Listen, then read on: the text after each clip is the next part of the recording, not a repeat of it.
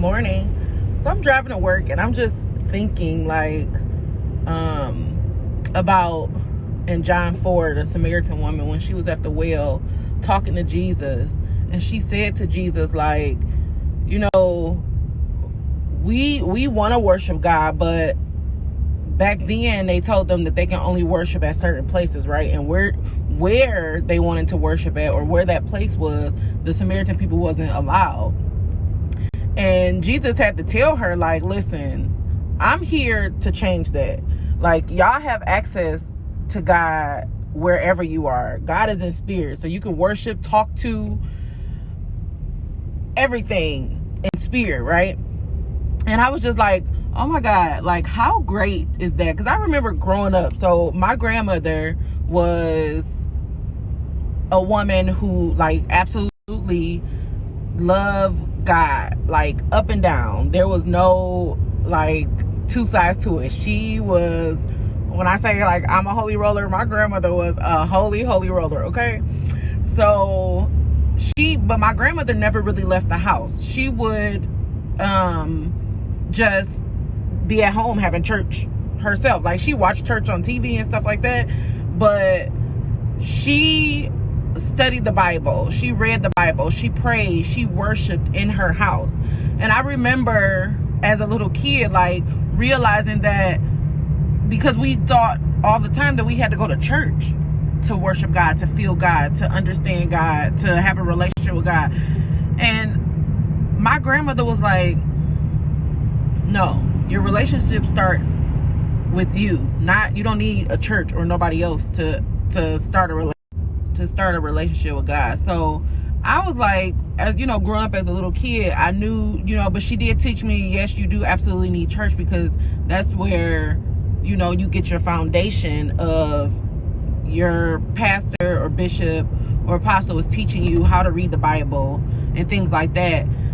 And you are around people who are like-minded, right? And I was just sitting here thinking, like, how amazing is it that we can just wake up and talk to and thank and worship a person that, like, someone that we can't see, but we know you literally can feel him there.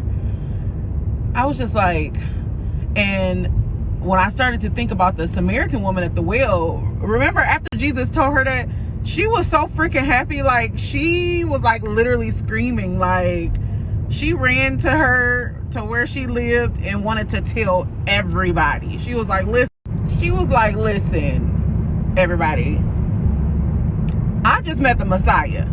And these people been lying to us. They told us that we needed a temple, we needed a mountain to go worship God. And we can worship God in our kitchen. We can worship God outside in our garden.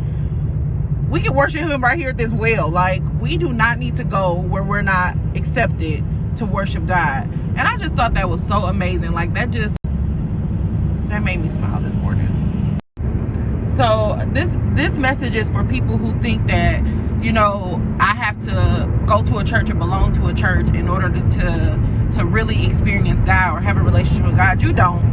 But you do need to find a church home, because then that puts you in the midst of people who are like-minded and people who are going to teach you to walk in Christ, right? But you can start that relationship right at home today, in your bed, in your kitchen, at school, wherever you are.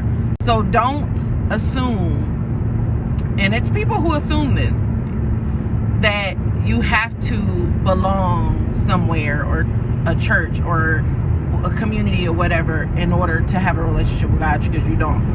Go ahead and start that, you know, build that intimacy and relationship with God, and then find you a church home. Y'all have a good day. That made me smile today.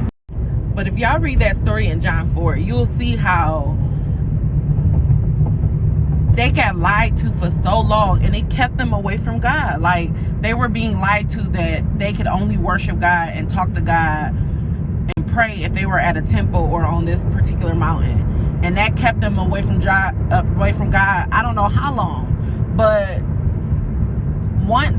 Jesus was like, listen, I have to come and stop this, because I see the heart of these people and they're seeking me wholeheartedly, and they don't know right from wrong.